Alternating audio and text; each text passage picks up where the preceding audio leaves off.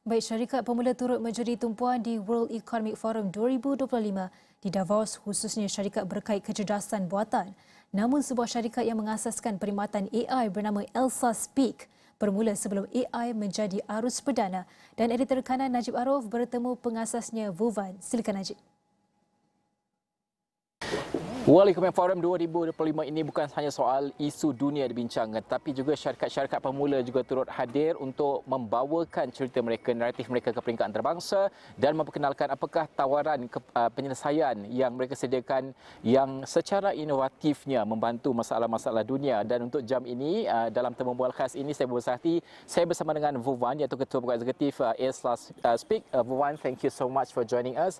First of all, let the audience know about what is ELSA Speak, basically. Thank you. Yeah. Thank you for having me. So ELSA Speak is an AI English communication agent. So we help language learners around the world in speaking better English using fully AI. And what we do is we build a very hyper-personalized learning curriculum that fits with every industry that you're in, every job that you're in, every learning goals that you have. And then as you go and start learning with ELSA and speaking with ELSA, we adapt along the way to make sure that you improve better and stay engaged.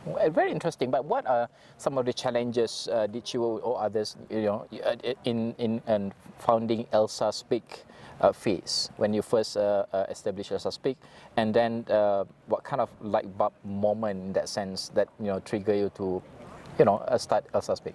So we started ELSA actually 9 years ago, before all of these AI hypes that we're hearing right now, right? So the challenges back then is very different than now. So let's say 9 years ago when I started the company, nobody believed that AI could actually help teach you English. Because they believed that, oh, we need the human teachers because only human can understand me and give me improvements, right? Now as we see where we are right now in the world, AI can do way better than what human can do in certain areas, and it's getting smarter and smarter. So the challenges in the beginning was the skepticism, the pushback, the belief in AI. Now the challenges 9 years later is completely different. The world is moving so fast. AI is moving at unprecedented rate, right? And so the challenges right now is how fast can we adopt all of this technology to bring the best into the learners community so that we can provide them with the most engaging experience, the most fast progressing experience, right? So that's a very different challenge 9 years ago and now. Yeah, but the language learning space in that sense is very crowded. How did you identify the specific gap, for pronunciation focused learning tools such as ELSA Speak? What convinced you that this is the demand that is out there in the market? So the product has actually evolved quite a lot. 9 years ago, we focused a lot more on pronunciation.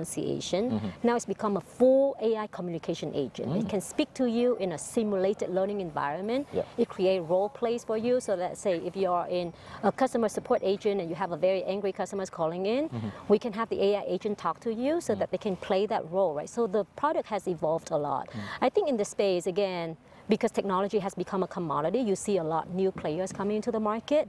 I think what really makes us addressing in the gap is that we have collected data in the last 9 years, so we know the learners really well. So we build a lot of this learning model insights that we know what makes the learners stick, what gives them the best progress.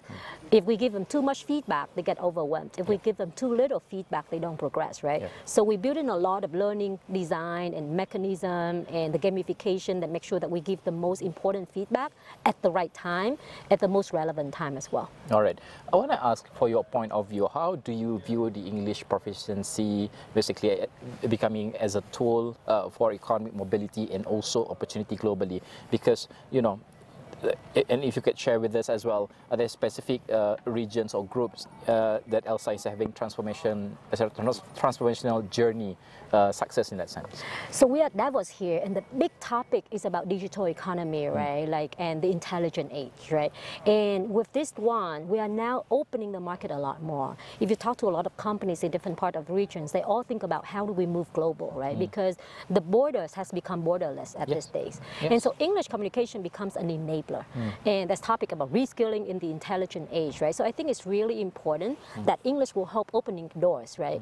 And you could have your best skill and you sit in the far corner of the world, you can work for pretty much any company. But if you don't have the right English communication, it will prevent you from being integrated into the community, right? So I think that's really important to see that this mobile, global, digital economy is requiring but also enabling everybody to communicate better so that we can have a room. Just like AI, right? we're talking about the stage where everybody had to learn AI, because you either stay in the game or you stay out of the game, right? And AI is working for you, not against you, right? I think the only human that will fall behind is the people that are not interested in using AI, and communication is one, right? But there's a lot more application for AI as well.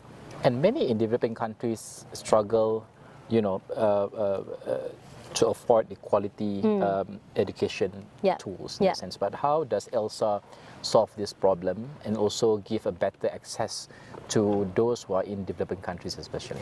Yeah, so we actually, our biggest learners are coming from developing countries, Southeast Asia, Vietnam, Indonesia, Malaysia, like Mexico, right? So a lot of our learners are actually coming from developing countries. And the reason is, for the longest time, they don't have access to the right language learning, right? Like they can go to classroom, but they always believe that, oh, I need a native teachers to teach me English for me to speak better. Now, native English teachers is not affordable to most people, right? So even 9 years ago, my biggest mission and goal and dream is to democratize access to quality language learning to pretty much 1 billion people in the world, right? And we keep the price extremely low for people, right? Like it's barely anything, right? It's probably less than a cup of tea a day that people can afford. But then it gives you the best quality, right? When you use AI, you don't have any comparison because, oh, my friend has the best American teacher. I don't get that, right? AI is the same. They treat everybody the same. There's no discrimination against how much you pay for, right? And we give everybody the same solution regardless of like, we also give it out for free to a lot of the learner communities, like in the disadvantaged community, we give it out for free to a lot of like schools that helping disadvantaged students. So our purpose again is just really democratize the access to language learning. I'm pretty sure when it comes to AI, in terms of speech recognition, relying heavily on user data as well. But how do you address the concern of data security among users, especially under ELSA Speak? So first of all, in our app, right, we anonymize all of the data. We're only collecting data at the aggregate level so that we can improve the model to perform better. But we don't save any conversation, right? You can have conversation, oh, I have a difficult conversation with my boss, I want to get a salary raise. None of that conversation is even stored or shared with anybody at all. And second, the learners have full control to delete all of that data if they request ELSA to do so, right? They can say that, hey, I don't want you to use my data to improve your model, we'll delete that. So I think users have full control and we treat data privacy to the highest standard. We work with companies around the world. So we work with a lot of big enterprises to train the workforce in English communication. So we are very sensitive, right? Because the employees will be comfortable talking to us about all of the challenges they want, the conversation that they want to practice, and we don't share any of that data. Yeah. What sort of untapped potential in that sense that you see in AI's education, I mean, beyond ELSA Speak, for instance, and how can we improve further and how will it improve further? Will we see, eventually a traditional language learning models change to a better system in the future? I strongly believe that the future is AI learning, right? Like, I think there's a value of traditional learning, right? Like with the teachers being there. So we actually offer AI solution into traditional classroom environment. Because teachers is still there and AI just helps you do the job better, and then you focus on getting to know the students, giving them the motivation, right? Because everybody know English is important, but teachers will be there to guide them through the benefit of it, the learning psychology of it, right? But I think the future is AI learning because only AI, I think the most important thing is AI can be hyper-personalized and adaptive. I don't think any human has that capacity, right? Because let's say if I do something wrong, AI can change it right away, the next lessons that you have to focus on. It can tailor to a million different learners with different goals and different jobs and different functions, right? So I think the future is definitely using AI to learn better and to be improving better. But how do you scale the success of ELSA? Because there's going to be a lot of providers out there as well. But how do you scale the success of ELSA Speak?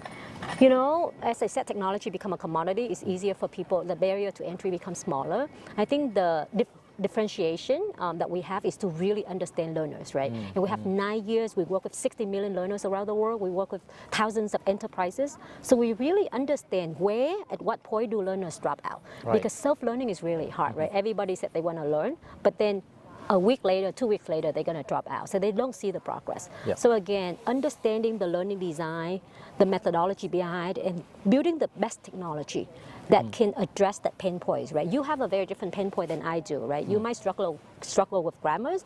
I might be struggling with pronunciation. The other person might just like, they know everything, but they're just very nervous in speaking. And so we have a lot of data and we have a lot of rigorous learning materials, but we also build our own technology. Right. And I think that's very important for us to stay ahead. Okay, right now ELSA Speak focuses on English. Yes. But do you plan to expand into any other language? I think it has always been part of our plan.